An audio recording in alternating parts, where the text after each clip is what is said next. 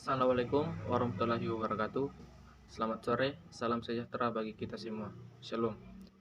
Perkenalkan, nama saya Christian Ade Putra Pawan dengan NIM A0222-319, Prodi Kehutanan, Fakultas Pertanian dan Kehutanan, Universitas Sulawesi Barat.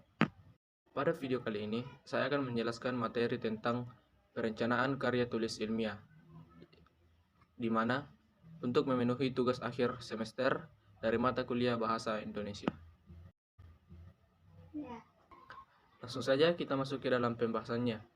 Yang pertama, pengertian karya tulis ilmiah.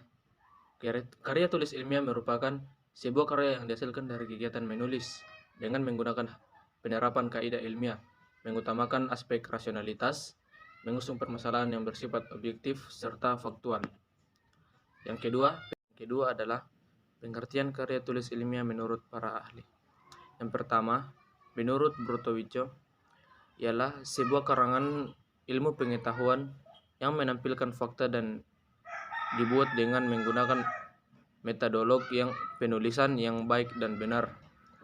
Yang kedua, menurut Eko Susilo menuturkan bahwa karya tulis merupakan suatu tulisan karangan yang diperoleh berdasarkan keilmuannya, yang didasari dari penglihatan, pengamatan, penelitian, serta peninjauan terhadap sesuatu. Yang ketiga, menurut Jones, pengertian karya tulis ilmiah adalah suatu karangan yang ditunjukkan untuk masyarakat tertentu. Yang keempat, menurut Harry Firman, karya tulis adalah sebuah laporan berupa tulisan yang dipublikasikan berdasarkan hasil kajian atau penelitian selama berbulan-bulan. Yang keenam, menurut Dr. Andus Totokdroto dan Dr. Bambang Supriyadi, mengemukakan pendapatnya mengenai pengertian karya tulis ilmiah. Karya tulis ilmiah merupakan rangkaian kegiatan seorang penulis dalam mengemukakan hasil penelitian yang telah ia teliti selama berbulan-bulan. Pengertian perencanaan karya tulis ilmiah. Yang pertama, pengertian perencanaan. Perencanaan atau sudah akrab dengan istilah planning adalah satu dari fungsi manajemen yang sangat penting. Bahkan kegiatan perencanaan itu selalu melekat pada kegiatan hidup kita sehari-hari, baik disadari maupun tidak disadari. Sebuah rencana akan sangat mempengaruhi sukses dan tidaknya suatu pekerjaan. Karena itu, pekerjaan yang baik adalah yang dirancangkan dan sebaiknya kita melakukan pekerjaan sesuai dengan yang telah kita rencanakan. Pengertian perencanaan menurut para ahli. Yang pertama, menurut Kaufman.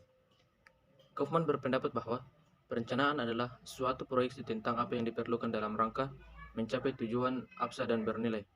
Yang ketiga, menurut Atmo Sudirjo, mendefinisikan perencanaan adalah perhitungan dan penentuan tentang sesuatu yang akan dijalankan dalam rangka mencapai tujuan tertentu, siapa yang melakukan, bila mana, di mana, dan bagaimana melakukannya.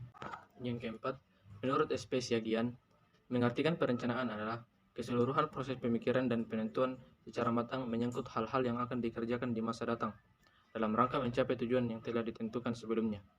Yang kelima, menurut Yedior, berpendapat perencanaan adalah suatu proses penyiapan seperangkat keputusan untuk dilaksanakan pada waktu yang akan datang dalam rangka mencapai tujuan tertentu. Tahapan perencanaan karya tulis ilmiah. Yang pertama, menentukan tema dan topik. Topik adalah inti utama dari seluruh tulisan yang hendak disampaikan atau lebih dikenal dengan topik pembicaraan.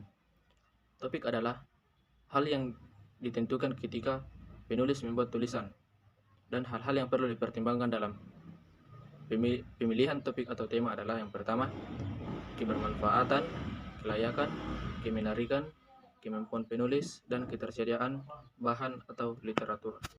Yang kedua, membatasi topik. Cara membuat batasan masalahnya adalah sebagai berikut. Yang pertama, tentukan terlebih dahulu karya yang akan dibahas dalam karya ilmiah. Yang kedua, buat rincian berdasarkan topik yang harus ditentukan. Yang ketiga, pilihlah sektor-sektor yang akan dibahas. Dan yang keempat, buatlah rincian dari sektor yang telah dipilih. Lakukan berulang sehingga pembahasan lebih sempit dan terinci. Yang ketiga, merumuskan judul karya ilmiah. Adapun hal-hal yang harus diperhatikan adalah yang pertama, judul harus mencerminkan isi makalah atau topik, dan yang kedua, judul nyatakan dalam bentuk frasa atau klausa bukan kalimat. Yang ketiga, judul hendaklah ditulis singkat dan jelas. Dan yang keempat, judul bersifat provokatif atau menarik. Yang keempat, menentukan tujuan penelitian. Tujuan penelitian adalah untuk keseluruhan dari dilakukannya penelitian. Dan yang kelima, menyusun kerangka ilmiah.